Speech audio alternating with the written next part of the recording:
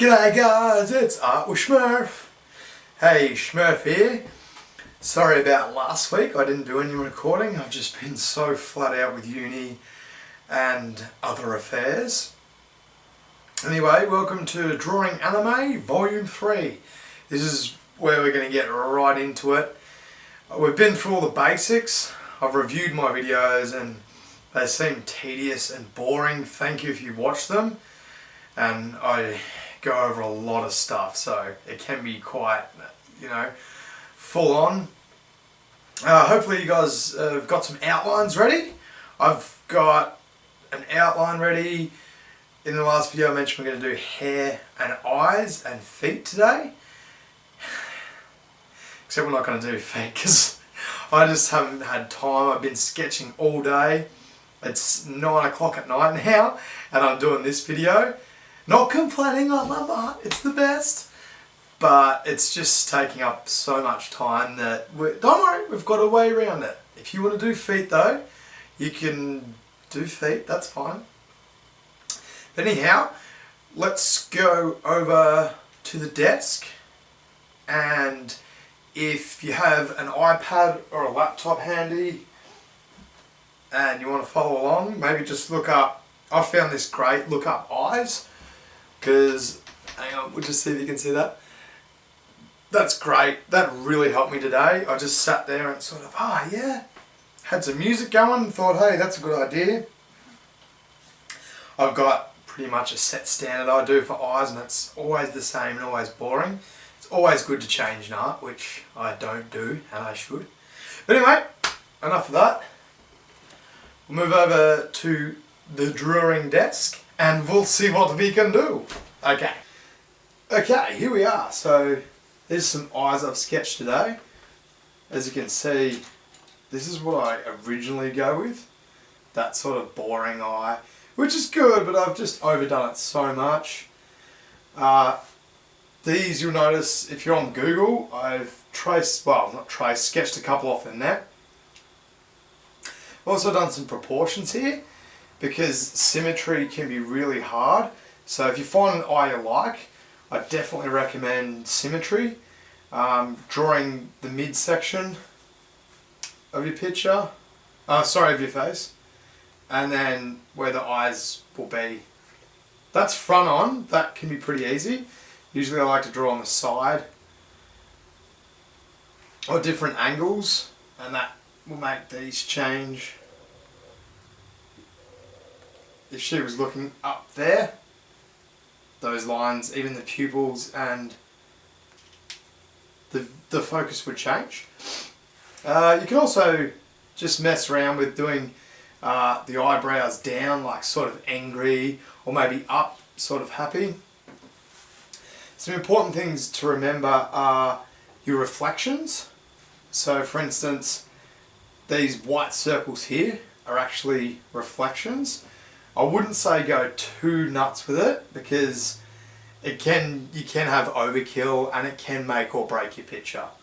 So just even like one big one, like that white one, can be cool. I'll just show you quickly, when we actually get into our final stage, ooh, this is going to be tricky. We'll be drawing with one of these, which is a Pic pen. And, oh, this will be black. Man, this is hard to draw on the side. So if you can imagine, that'll just be a black outline. And then these reflection marks that we make actually disappear. If you erase them, they disappear. And I don't know why they're not disappearing. It was coming off and smudging the paper on the other face when I was closing my book, and just grey leads will tend to do that. If you draw on there and then you rub on there, see how they smudge? So I don't know why I was trying to erase that. I've actually used Crystal Coat, and you can just give it a quick spray and that'll stop it from smudging and just preserve it. I don't recommend doing that with your sketches. I just did in this book because that was happening and everything was getting smudged. It was a nightmare. Anyway, back to our eye. When we do our reflection marks, you're just going to have to imagine that eye doesn't have those circles there. So we're going to be using something like this, Copic marker, and we'll just go with purple for now. And when you colour this in, you actually colour just around there. Whoa, this is a really dark purple. And just bear with me, I'll just colour this in. You actually draw around the circles, and that's going to give us a nice reflection. This will come in with hair, clothes, and everything. So as you can see, they're just white. So we can't really draw white. That's where it can get hard. So when you sketch, like if I sketched this eye onto my final nice piece of paper, which would be a glossy one, using a light box or sketch paper, I'd have to know to just draw around here with black and not those circles. That's where concentrating really comes in. Because if you're on your final and you draw that black, you're not going to be able to get rid of it, and it's really going to wreck your picture. So just keep in mind, always, before you use one of these black markers, or one of these Copic markers, always look at your reflections and where you want to be white and where you don't want to be white. Anyway, a bit more on eyes. Sometimes you get eyes that are just solid purple like that, and they might just have a black gradient at the top.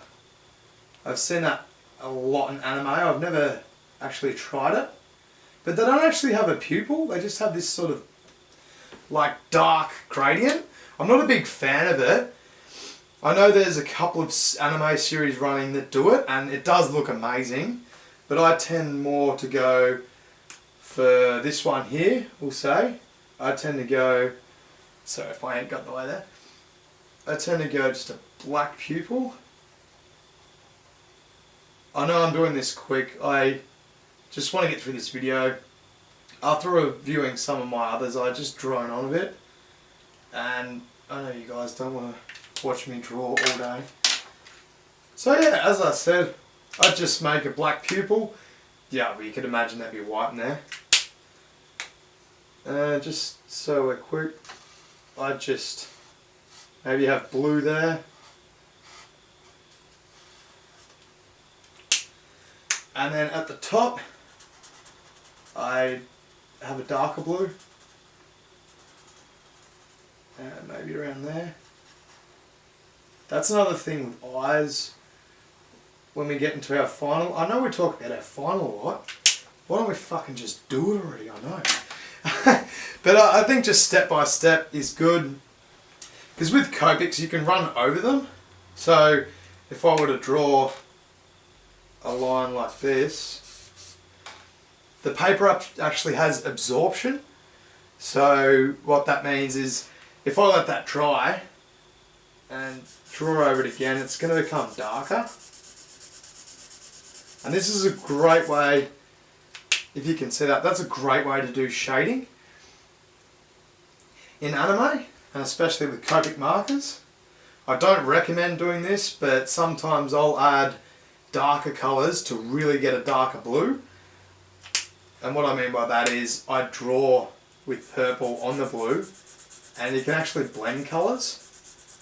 That's a really bad example, but if I had a darker blue, which I do, I just don't have it handy, you can try darker blues and you can get all cool sorts of effects.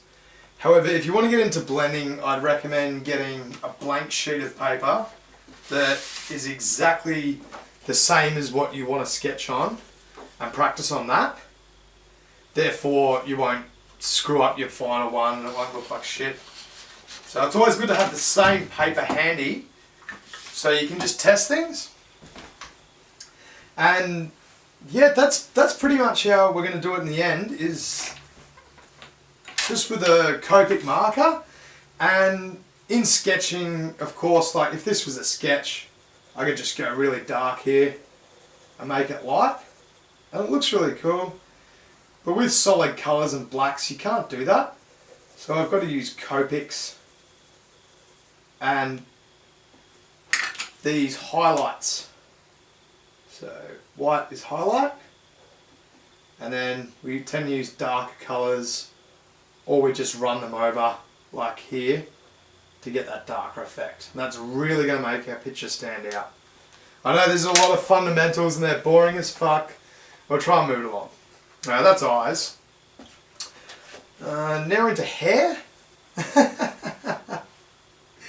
That poor lady there. I've just given her the most crazy hair.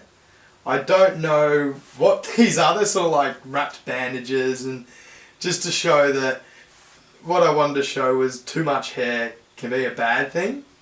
I like to just have simple hair. Like that. That's just nice and neat. Not too long of a fringe. If you have too long of a fringe, you can see in the blue, you tend to cover the eyes. Some anime, they draw the eyes over the hair. I'm not a fan of that. It doesn't look that real. If you guys like that, that's fine. I love massive fringes. But I tend to draw the eyes and the head and the mouth and all that. And then I'll draw the hair just to see, you know, if it's going to cover the eyes, if it's going to wreck the picture. So they're just some examples. I recommend practicing them. We'll get a bit more into hair. So just let me change this over. So hair's not too hard to draw. I recommend looking up, like if you've got a favourite singer or just a lady that you think is absolutely beautiful, like, I don't know, your girlfriend or your mum or just someone with really nice hair, and just look at their hair, or go on Google, which I did a bit. I wasn't too happy with the hairstyles there. I looked at DeviantArt, I looked at just the normal Google videos, image search, and nothing was really that great, so I just went with my originals. And basically all it is just drawing the head like this, as I said before, and then just a lot like arms and legs and the body. Make sure you've got those nice curves, and it's just going to work out great. This illustration doesn't have a fringe. Sorry, they're a bit hard to see because there's blue and the grey lead. If you can see it, then that's cool. But so this fringe would actually come up like here. Sorry if my hand gets in the way. I don't know if that's helping. And that's just a really basic fringe. There's not much in it. Compared to a fringe like this, which is really stands out. I prefer that. I like those big fringes, they're cool. I don't know if you can see that well. And these ugly things, if you're wondering, these ugly things here are actually going to be highlights. They're fine to draw in pencil for your sketch because you can always erase them. But when we actually get into the final, as I was saying before and forever, and we're never going to do the final because it fucking takes forever. No, we'll get there. These highlights, these are going to be highlights. And the way that'll work is just the same with the eyes. So you sketch them on, and if I've got this highlight here, that shouldn't be there. Reason being is my little light bulb here. The light is coming this way. This is another thing to think about when you're putting your highlights in. So if the light's coming this way, you tend to do, I'll just make that extra big. You tend to make the eyes, the white parts of the eye there, according to the light. And then the hair highlights according to where your light source is. So I'll just do this really quick. I want to get through it. So your light's coming from this way, and then another example here, the light's coming down here. So you'd have Sorry, I'll just change Texas. You'd have the highlights in the eyes here, and the highlights on the hair here. And if you can do that with hair and eyes, it really says a lot about your picture, and it'll really give the eye direction, and it makes it a lot more believable. So not so much on clothes, because they tend to have some reflections, not too much in white, just in lighter colours really. But eyes and hair are really going to stand out. So I'd really like you to think about where that fucking light's coming from. Anyway, up here, which I've sprayed with Crystal Coat because I'm an idiot, and this was going to be my example, now it won't erase. But anyway, we'll just do this quickly. Might use blue. When we actually get to the hair, and let's just say this blue, we've done all that in black, we're happy with our hair. What you do is actually, and you do it a lot more careful on this, you just colour this in as a highlight. How have you guys been anyway? Have you had a good weekend? And happy Easter to everyone. I just thought of that then. Hope everyone's having a nice Easter weekend. I'm just drawing and making my YouTube videos. I hope you enjoy watching them. They're fun, sort of. Okay. And of course, you got to use your imagination while videos a lot. But see, you can get those highlights, and they're really going to pay off. They're just going to add so much more life and boldness to your pictures. So guys, that's hair. The only advice I could give you, apart from what we've already talked about, is if you can see up here, just do a nice little circle. It's good to do jagged, well not really jagged, but see these shapes here? They really make the hair pop out. And then at the bottom here,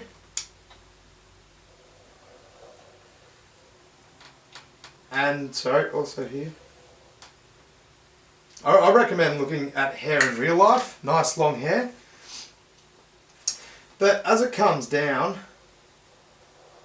it flows away, and that's just going to give it that really nice natural look. Especially if you've got a picture with movement, it's really important to think about where the hair would fly. So if this chick was doing some crazy kick and the force of her body was going that way, her hair might fray out like this. And come up here, just because of movement. Which later on in my anime series, I hope we're going to do some battle scenes, and that's going to be really hard. And don't worry, we'll get to that later. But when you use movement, here's a good example. I should have had this ready. Sorry, 2 seconds. If you can see that right, this was ages ago. When was this? This was the 11th of the 3rd, 14th. Wow, that wasn't ages ago. I did this in Illustrator, and the way she's kicking her leg that way, her hair's flying the opposite direction. So it's just good to think about. Anyway, enough of that. We will be doing some digital anime too later in the series. If I'll just give you a quick look, you can get these colours are real bland because I printed them in RGB instead of CMYK. I'll get into that another time, I'm drifting off the point. But you don't have to waste all your money on using your Copic markers, and you know, it's always inside the lines because they're governed by Illustrator. But really cool to do, really quick. Anyway, we'll go back to the hand-drawn stuff, the harder stuff. So yeah, that's hair, guys. And just quickly, this is my outline, which has taken me all freaking day. Yay! Da da da da da da da da da da da da. That's probably really annoying on the video. I'll stop doing that. So, this took a very long time. I'm not sure if you can see. Sorry, I'm not allowed to draw on this one. If you can see, we got just all these faint lines and cuts in the paper. When I mean cut, I mean I've pressed down with a pencil and it's sort of engraved, you could say. I'm not good with my terminology today. I'm so tired. But the eyes, you can see, are a lot different from my normal style. The hair took, I don't even want to talk about that. That is something totally new. And I actually surprised myself how different my style was on this. As you can tell, no legs. Oh, sorry, no feet. I just cut it off there, but I mean, that's a nice picture. You don't need feet. This hand, I just didn't know what to do, so that went behind. That hand took long enough. And yeah, I'm happy with just the curves and like the flow of the whole body. Okay guys, thanks for watching this video. I hope it's been helpful. I really wish I did more on the body and the outline. That just appeared like that and you're thinking, fucking hell, I should have gone over more of that. But I have to be honest, it takes a long time. I don't want to do too many videos on just that. It'll take forever. This is our second last video for the anime series for now. We're going to go into Photoshop the next series. Next episode of Drawing Anime though, we'll have a finished product and it's going to look amazing. It might go for a bit longer, but we're going to do it. We've tried hard. Just a recap of what we just did. When we do, so I go on the side, find the actual page. So I just went over eyes, and that was cool. Just remember symmetry, and I do recommend having a sketchbook like this. So when you're happy, you just choose whatever eyes you want, and then you add them onto your sketch, which can be hard, I know. But if you sketch off this, which you're happy with, onto this, it's a lot easier. Especially because you've drawn the eyes you want and you know them. I mean, looking